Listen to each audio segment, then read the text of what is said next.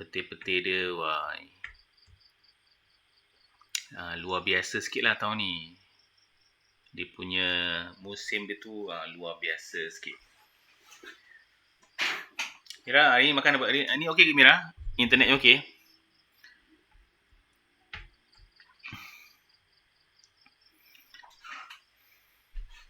Ke lagi Mira macam malam tadi ke?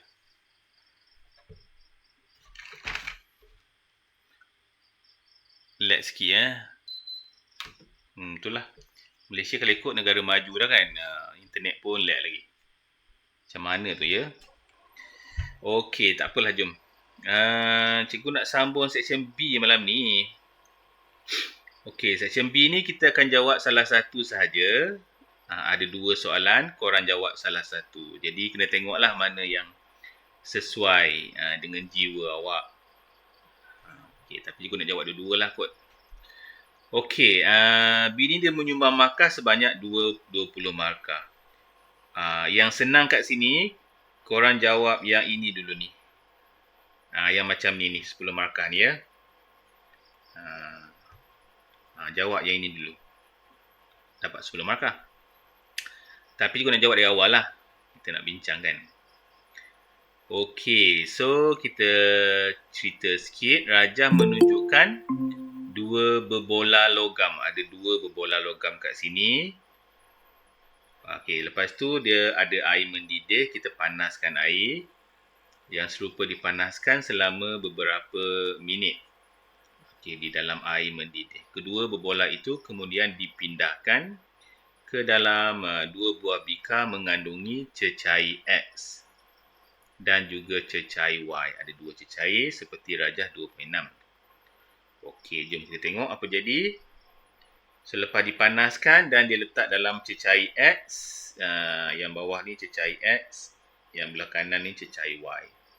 So, kita dapati bahawa cecair X ni dia cepat panas. Kalau perasan dia cepat panas ya. Okey, bila cepat panas, apakah yang boleh kita simpulkan? Yang ini dia lambat panas. Hilang pula. Okey, yang ini lambat panas. So, apa yang boleh kita simpulkan? So, kalau melibatkan heat ni, satu benda lah, iaitu muatan haba tentu. Dia cepat panas, muatan haba tentunya rendah. Lambat panas, muatan haba tentu dia tinggi. Sebab tu lambat panas.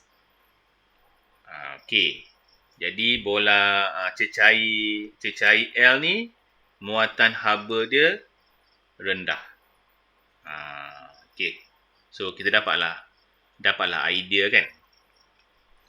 Jadi kita pun nak jawablah. Yang pertama, apakah biasanya section B ni dia akan tanya definasi. Dia akan tanya definisi. Apakah yang dimaksudkan dengan keseimbangan terma? Keseimbangan tu maksudnya kedua-dua bahan tu adalah sama. Jadi kita akan jawab keseimbangan terma ialah kadar pengaliran pemindahan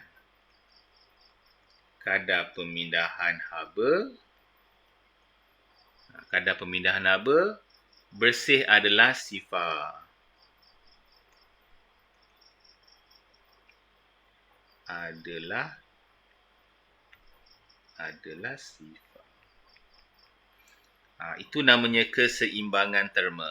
Jadi tak ada lagi lah kadar pengaliran haba. Kadar pengaliran habanya adalah sifar. Okey? Alright. Seterusnya kita nak masuk yang kedua. Okey. Yang kedua ni soalan terangkan. Ada 4 markah. Okey, terangkan kat sini. Terangkan dalam konteks muatan haba tentu mengapa suhu alkil X lebih tinggi daripada Y. Cikgu dah explain tadi kan. Yang X ni dia punya muatan haba dia rendah. Dia cepat panas. Okey, untuk terangkan biasanya kita mulakan dengan apabila. Cikgu biasa gunakan apabila lah. Okey, kalau tak nak pun tak apa. Boleh je buat point terus. Okey, kat sini ada 4 point. Jadi korang kena buat 4 point. Okey, kita buat point terus lah ya. So, yang pertama kita terus cerita pasal X. Sebab dia nak cerita X. Terus beritahu muatan haba tentu X adalah lebih rendah berbanding Y. Okey, yang pertama. Satu markah dapat. Jadi kalau dia rendah maksudnya X ni memerlukan sedikit sahaja haba. Memerlukan tenaga haba yang sedikit untuk menaikkan suhu. Menaikkan ke meningkatkan ke? Menaikkan suhu. Macam itulah. Berbanding Y. Okey, lagi apa lagi ya? Baru 3 markah ya. Apa lagi nak cakap ya?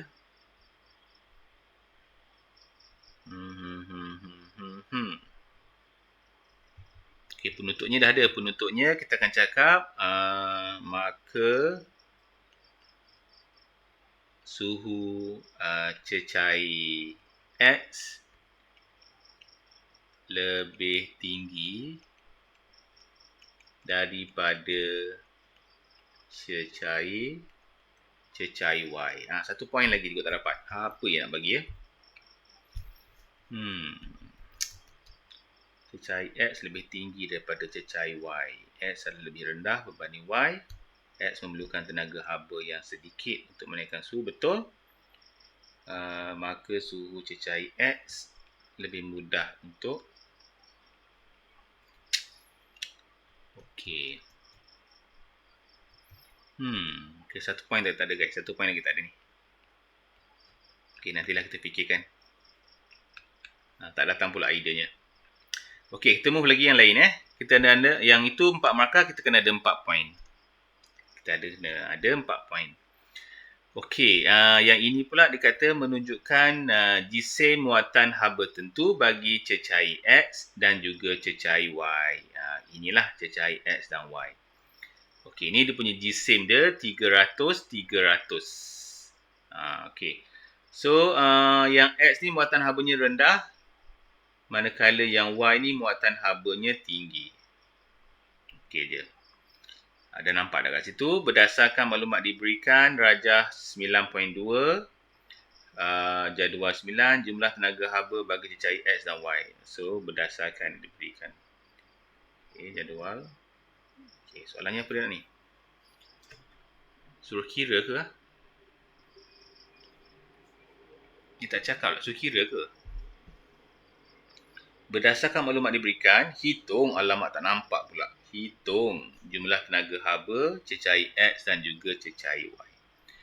Okey, so untuk X kita pakai formulanya adalah Q sama dengan MC theta.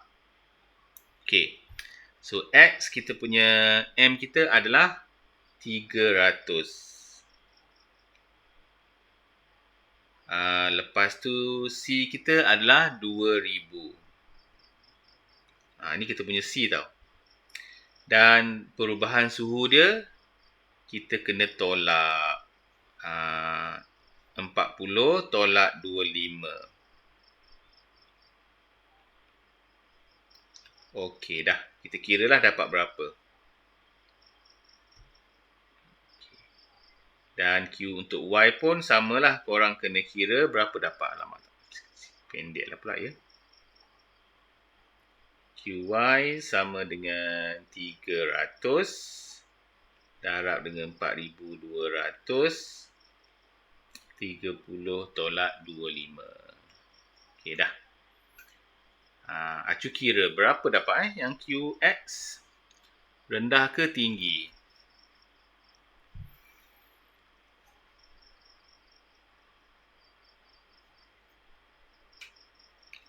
Berapakah haba yang ada? Cuba kira sekejap berapa dapat. Okey, cikgu dapat lebih kurang 9,000. Okey, Q lebih cepat panas, 9,000 joule. Yang Y dapat apa?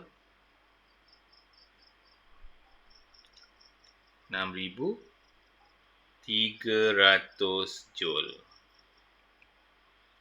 Okey, 6,300 joule. Okey, dah. Jadi terbuktilah bahawa Q ni cepat panas, manakala Y ni dia lambat panas. Okey. Okey, kita move lagi. Nyatakan satu andaian yang telah anda buat. So, andaian kita, apa ni? Andaian yang telah anda buat 9B1. Oh, andaian kita. Kalau yang ini, pengiraan ni, kita buat pengiraan ni, apa yang kita boleh andaikan, kita kena andaikan bahawa tiada haba terbebas ke persekitaran. Tapi dalam logiknya memang adalah tenaga yang bebas ke persekitaran kan. Pengiraan ni kita akan dapat kalau betul-betul tiada haba terbebas ke persekitaran. Jadi kita andaikan tiada haba yang terbebas ke persekitaran. Okey, ni andaian kita. Tapi sebenarnya kalau kita buat betul-betul tak dapat ni. Sebab akan ada haba yang terbebas lah. Sebab nak transfer pun ada haba yang terbebas. Jadi tak akan dapat exact lah. Pengiraan kita biasanya lebih tinggi daripada pengiraan. Okey, dah settle. Yang pertama. Okey, kita nak masuk yang kedua pula. Ni pasal apa ni? Model rumah negara 4 musim. Oh, negara 4 musim. Maksudnya ada sejuk, ada panas. Jadi kita kena buat modifikasi inilah 10 markah ni. Okey, dia melibatkan haba. Jom kita baca sikit. Apa yang rumah ni nak ni? Menggunakan konsep fizik. Besarkan sikit. Terangkan kegunaan bahan-bahan yang sesuai dengan reka bentuk tertentu untuk mengekalkan suhu dalam rumah ketika musim sejuk. Maksudnya dia nak rumah ni sentiasa panas lah ataupun suam. Okey. Jawapan anda hendaklah merangkumi aspek-aspek berikut. Okey, sepatutnya seelok-eloknya kita kena buat jadual. Seelok-eloknya kita buat jadual lah. Tapi kat sini cikgu malah nak buat jadual pula, lambat kan. Korang seeloknya buat jadual. Okey, yang pertama kita tengok muatan haba tentu bagi bahan untuk dinding. So, kita nak bahan muatan haba tentu ni rendah ke tinggi? Muatan bahan tentu bagi bahan untuk dinding. Kita nak dia rendah ke dia tinggi? Bahan dinding maksudnya dalam rumah tu lah. Bahan yang kita buat dalam rumah ni. Macam mana guys korang rasa? Ataupun kita cakap macam ni. Kita nak bahan rumah kita tu cepat panas ke ataupun lambat panas? Apa pendapat korang? Kita nak dia cepat panas ke dia nak lambat panas? Kita musim sejuk ni. Kita nak cepat panas. Kan? Kita nak cepat panas tu tak? Jadi kalau nak cepat panas, jawapan kita adalah kita ulang balik. Muatan haba tentu rendah. Ini satu markah. Dan kita kena explain. Kenapa dia rendah? Kenapa dia rendah? Jawapannya adalah untuk memastikan dinding mudah panas. Okey, memastikan dinding mudah ataupun cepat panas. Kita nak cepat panas ni. Sejuk kan? Jadi, satu markah 1 markah. Dapat 2 markah. Buat dalam jadual. Okey, yang kedua.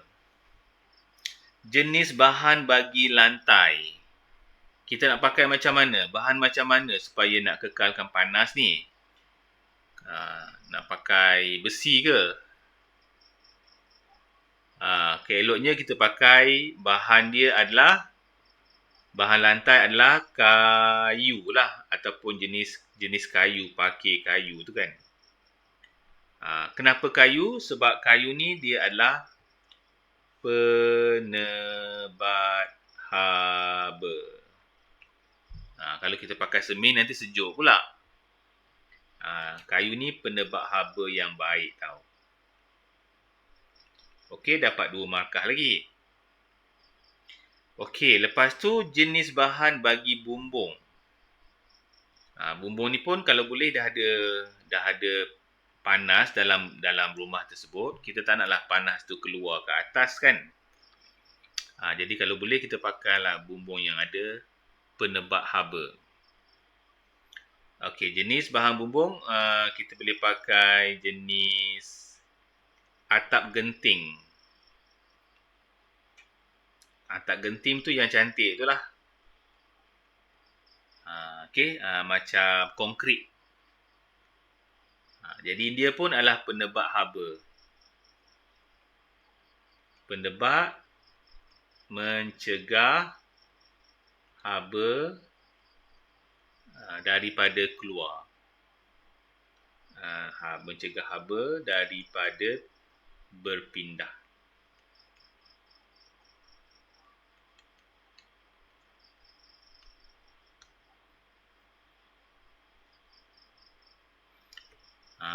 Macam tu. Okey, ketiga, ketinggian silin. Kita nak ketinggian silin yang rendah. Kalau tinggi macam kat Malaysia, nanti udara masuk banyak. Sebab kita nak maintain dalam tu panas, kita pakai ketinggian dia adalah rendah. Supaya tak tinggi sangat. Kalau tinggi sangat nanti udara masuk kan. Kita pakai rendah. Okey, tujuannya untuk mengekalkan ataupun untuk merangkap haba. Okey, supaya haba tu kekal lah. Sebab tu kalau negeri orang putih kan, rumah dia macam rendah-rendah aje. Memang tujuan dia supaya jadi panas sikit. Kalau kat Malaysia ni tak boleh panas sangat. Negara kita nak luas-luas rumah supaya udara masuk kan. Dia terbalik sikit. Okey, ciri-ciri tambahan lain. Kalau nak bagus, dia punya dinding tu supaya dinding tu dia kedap haba, kita boleh tampal kapet ataupun tampal kain lah kat dinding tu. Okey. Tampal kapet. Boleh? Tampal kapet. Ataupun kita tampal ni macam pelik pula kan. Kita guna kapet je lah dekat kita punya lantai.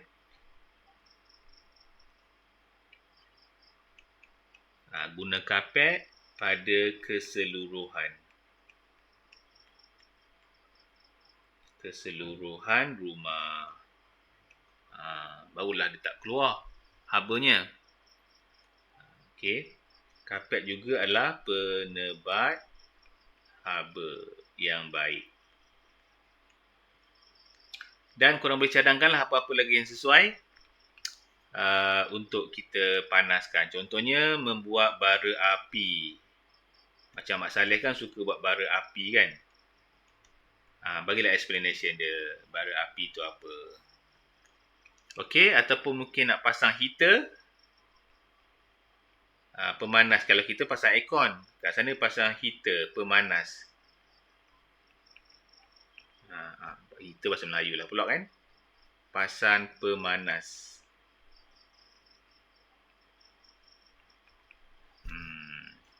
Okey, tapi dah cukup ni pun 10 markah. Okay, apa-apa yang logik. Jadi kalau dapat soalan macam ni, kita pilihlah sama ada nak jawab soalan nombor 1 ataupun nak jawab soalan nombor 2. Okey, dah ya.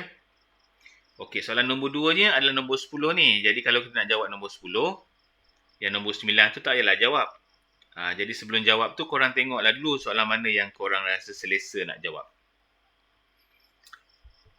Alright. Okay, now kita tengok pula ni bas. Menunjukkan sebuah bas dan juga sebuah kereta. Ada bas, ada kereta di persimpangan lampu isyarat apabila lampu isyarat bertukar merah. Okay.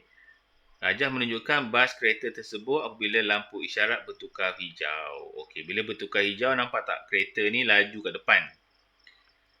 Ni macam inertia je.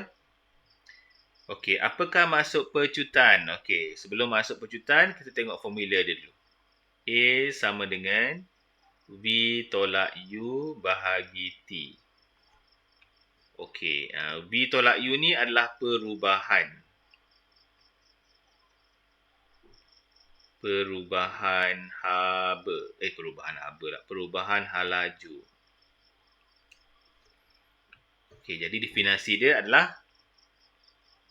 pecutan ialah kadar, kenapa kadar? Sebab ada masa kat bawah tu. Kadar perubahan hal laju suatu objek. Ataupun kadar perubahan laju pun boleh. Okey, kalau dapat definisi macam ni seronoklah. Definisi ada pada section B. Okey, section B juga kita tengok ada soalan bandingkan. Cikgu lebih suka soalan ni sebab dia ada bandingkan. Okey, kat sini kita nak bandingkan dia. Yang pertama, bandingkan jisim bas dengan jisim kereta. Yang pertama nak bandingkan jisim bas dan kereta. 1.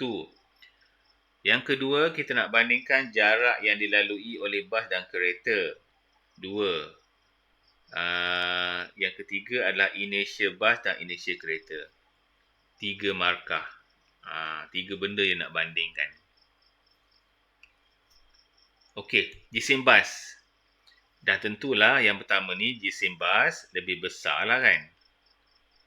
Lebih besar daripada kereta. Korang buat ayat ya. Cikgu ni sebab tak cukup ruang ni.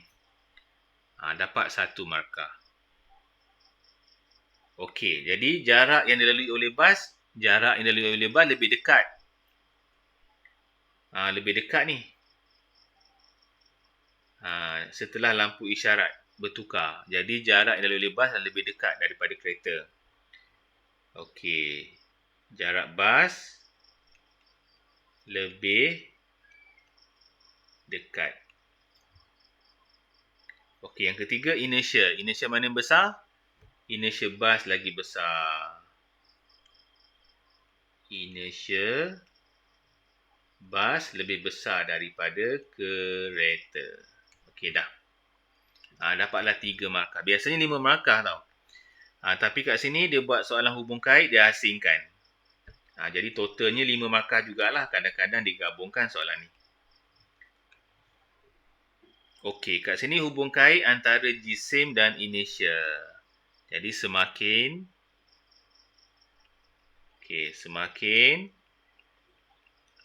bertambah jisim, semakin bertambah inersia. Dah, settle. Itu yang pertama, hubung kait jisim dengan inersia. 2 markah tau, mesti ada 2 benda. Yang kedua, nyatakan hukum fizik yang berkaitan dengan situasi tersebut. Okey, pasal gerakan inersia ni, dia adalah hukum Newton pertama. Jadi ini sebenarnya dia adalah hukum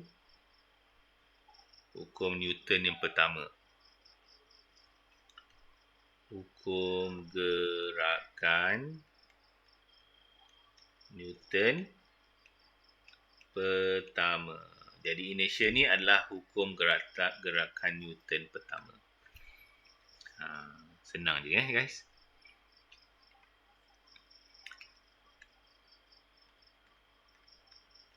Okey. Okey, dah settle. Okey, now kita nak tengok yang seterusnya, lompatan ni. Lompat ni dia bengkok kaki. Dia saja bengkok kaki Tujuan dia bengkok kaki untuk memanjangkan masa. Memanjangkan masa hentaman. Memanjangkan masa hentaman. Tu dia bengkok kaki tu. Jadi bila dia panjangkan, dia akan kurangkan daya impas. Kurangkan daya impuls. Panjang masa, daya impuls kurang. Okey, itu idea yang kita nampak sekali imbas lah kan.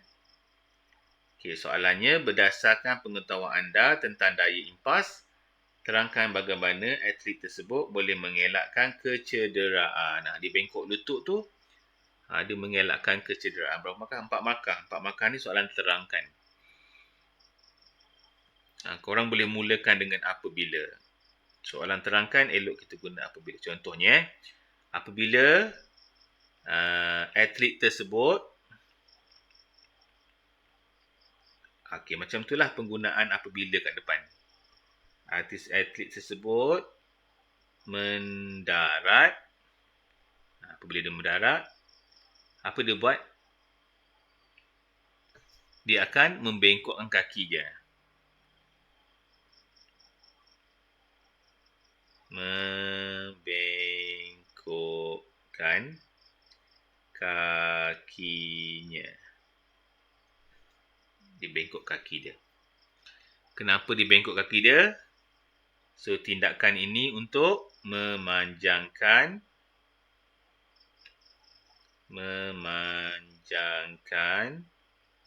masa hentaman. Memanjangkan masa hentaman. Bila dipanjangkan, apa impak dia? So, maka daya impuls dapat dikurangkan.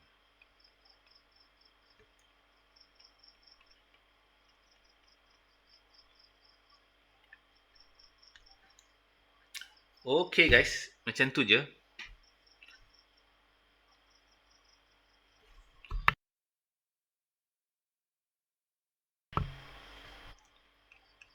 So, senang lah guys. Ini senang sikit. Macam better sikit lah soalan ni. Jadi, pilih soalan ni better sikit daripada yang tadi kot. Bagi cikgu lah kan sebab dia banyak idea. Dan dia punya point pun senang-senang je. Okey, lagi. Next.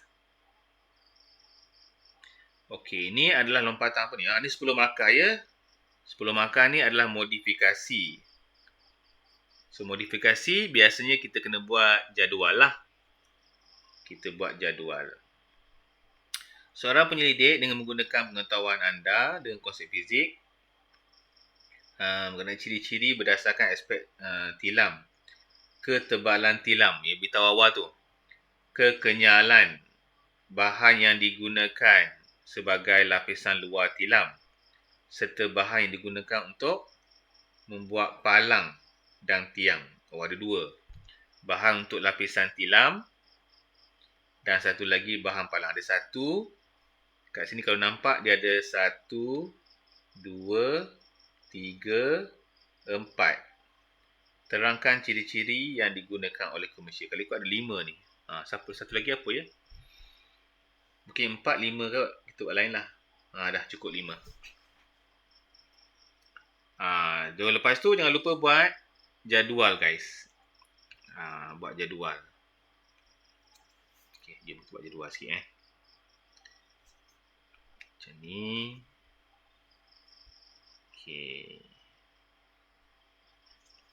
Okey, dah. Cuma jadual simple je. Kita akan buat ciri-ciri ataupun aspek. Sini adalah sebab ataupun penjelasan. Penjelasan lah cantik sikit kan.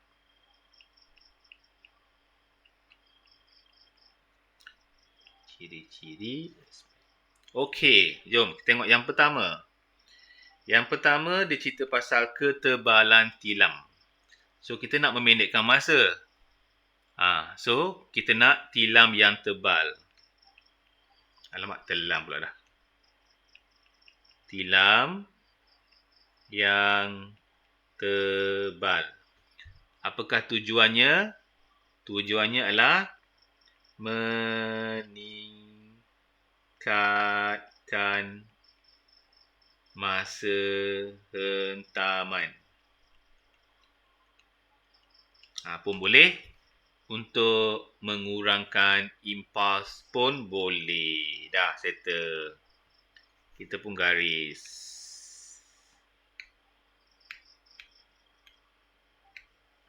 Okey, yang kedua. Kedua adalah kekenyalan. Tilam tu nak kenyal ke tak? Kita nak kenyal. Tilam mempunyai kekenyalan yang tinggi. 1 markah. Sebab apa kita perlukan kekenyalan yang tinggi? Membolehkan tilam tersebut kembali ke bentuk asal. Okey. Membolehkan tilam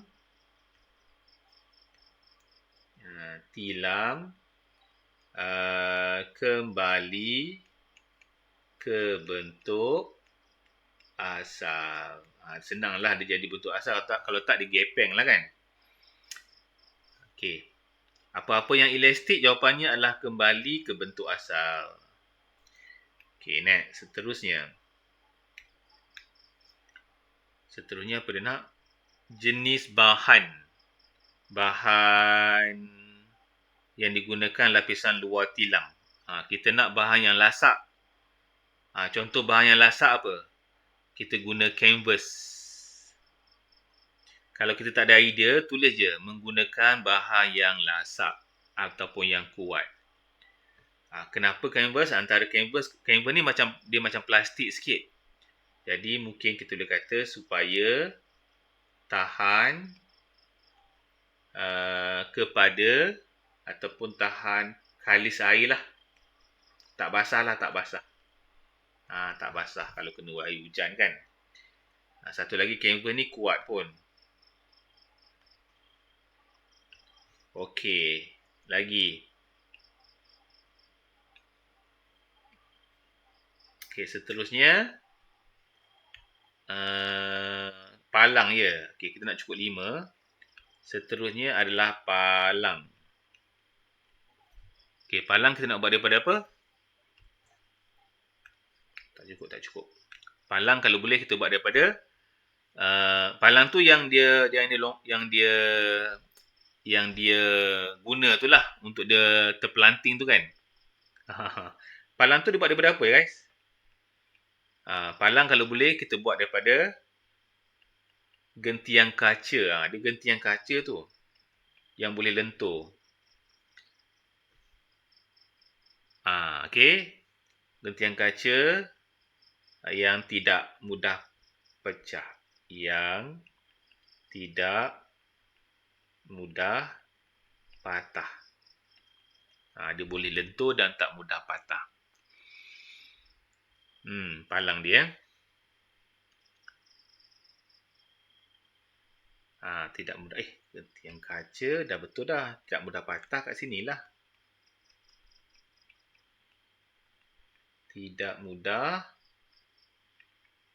patah ya. Okey, next. Terakhir tiang dia, tiang pemegang palang tu, tiang dia yang ini ni. Ini palang kan, ini tiang ni. Okey, palang ni kaca tadi. Tiang ni kalau boleh kita buat dengan besi lah. Ataupun keluli supaya tak karat.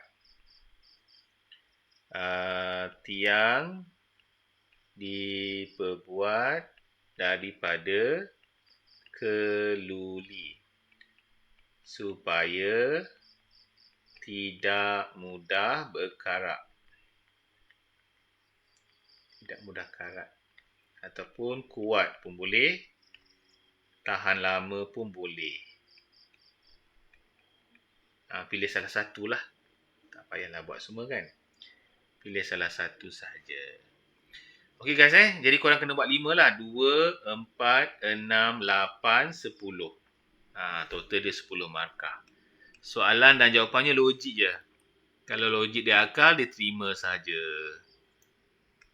Senang sahaja guys. Jadi fizik kalau ikut tak adalah pengiraan banyak sangat. Tapi bahagian C biasanya ada pengiraan. Tengok.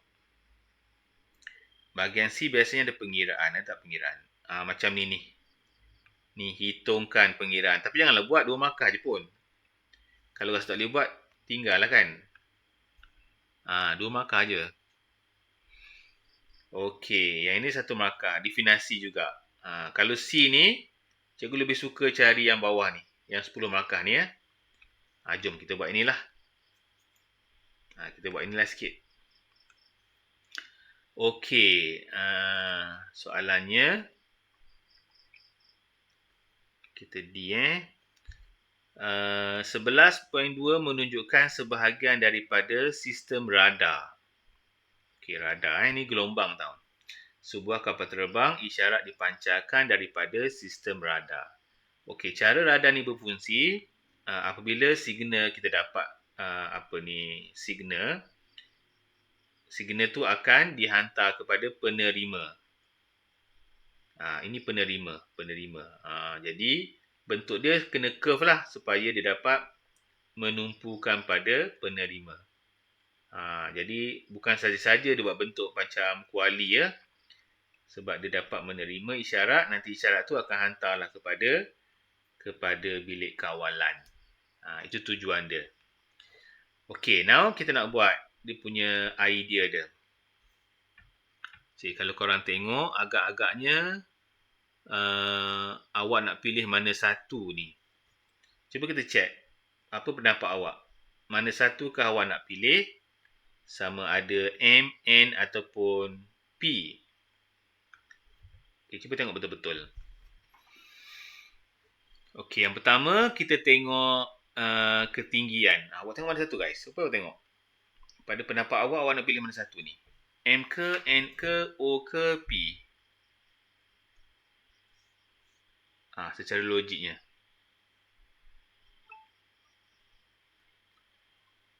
Apa pendapat awak? Senang sikit kita pilih awal. Barulah kita boleh orang kata kelentong sikit-sikit. Okay, apa pendapat awak? Haris rasa apa pendapat awak?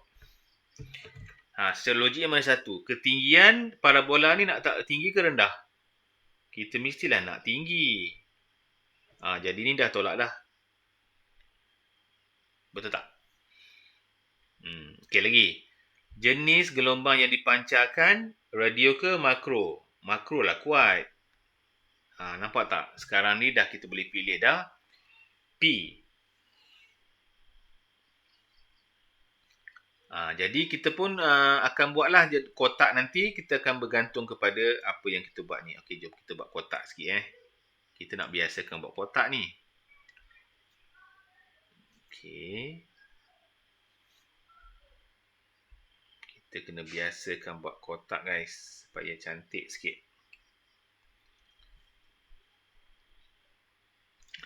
Okey. So yang pertama kita pilih P dah kan. Jadi kita ambil yang pertama. Tulis tajuknya dulu. Dalam kotak tulis ketinggian piring parabola. Tulis kat sini. Ketinggian piring parabola adalah tinggi. Baru dapat 1 markah.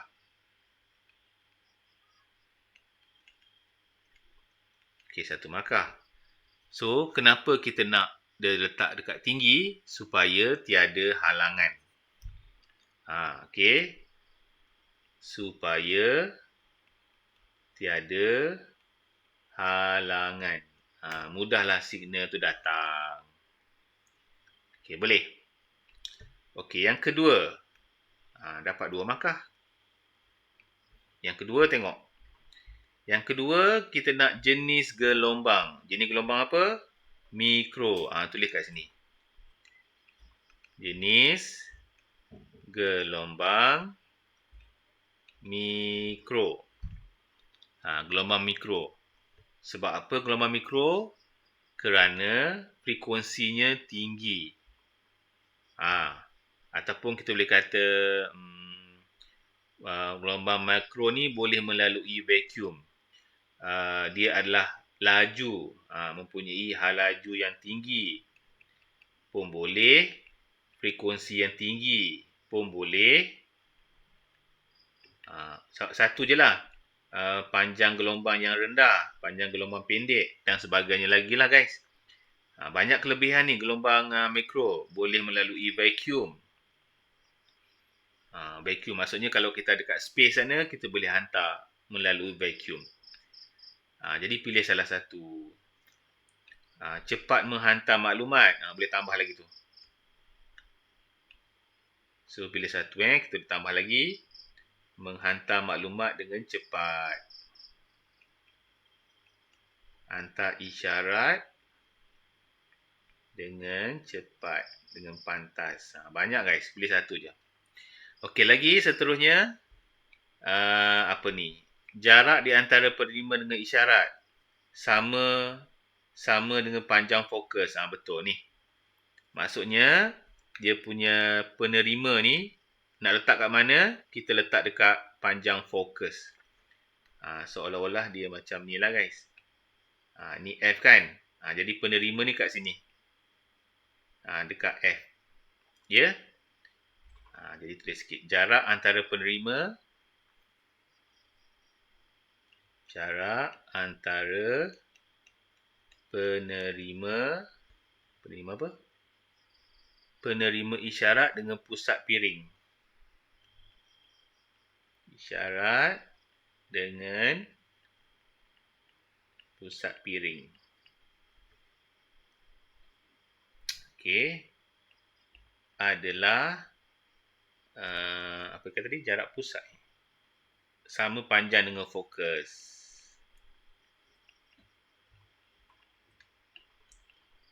Dengan jarak fokus.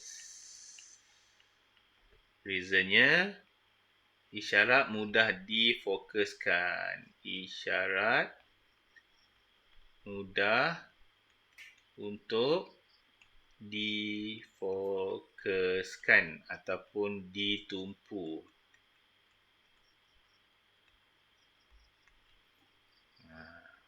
Dah settle. Dapat 8 markah. Kenapa 3 je? Kan 4, 1, 2, 3. Oh, ada lagi. Allahu Akbar. Tak nampak pula.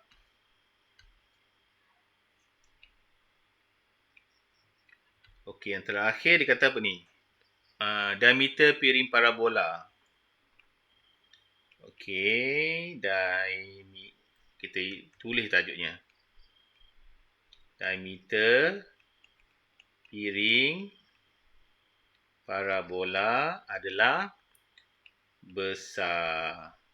Tujuannya dapat mengumpul isyarat dengan lebih banyak. Dah. Baru dapat 8 markah. Yang terakhir kita kena buat pemilihan. Yang terakhir kita kena buat pemilihan. Nampak tak baru 4 kan?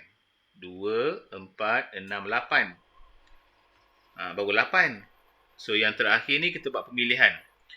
Dekat sini dia kata wajarkan. Kita kena pilih mana satu dan kita kena wajarkan. Dah tentu kita pilih P.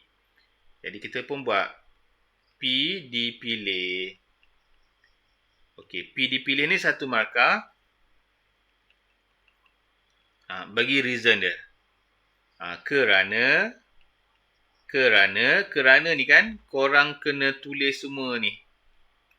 Ayat ni. Ulang balik. Kerana yang pertama ni ketinggian piring parabola adalah tinggi. Koma, korang salin yang kedua pula. Salin tajuk depan ni je. Salin semua, buat semua ni. Dan korang akan dapat 2 markah lagi. Totalnya adalah 10 markah. Jadi cadangan cikgu macam tu lah bila korang buat yang mana yang belum exam lagi. Lupa pula ni ciri-ciri ya guys. Ini penjelasan. Korang target lah macam ni. Section B dan juga section C. Okey, macam mana? Haris okey ke Haris? Boleh buat sikit-sikit Haris? Ke Haris dah exam dah Haris? Haris dah exam belum? Dah. Dah ke lupa dah cikgu? Dah exam dah Haris? Syafiqah dah exam ke? Belum lagi boleh lah. Dapat sikit. Syafiqah dah exam. Alamak Syafiqah, tak apalah. Macam mana Syafiqah? Exam boleh buat ke? Ke dah dapat result dah? Tak apalah Syafiqah, tahun depan ada lagi Syafiqah ya. Kena usaha sikit lah. Boleh lah. Kena usaha lebih sikit lah ya Syafiqah. Nanti cuti panjang nanti jangan lupa buat banyak latihan-latihan sikit. Sekejap je ni. Setiap tahun berlalu sekejap aja. Macam tahun ni lah. Kita rasa macam sekejap je kan.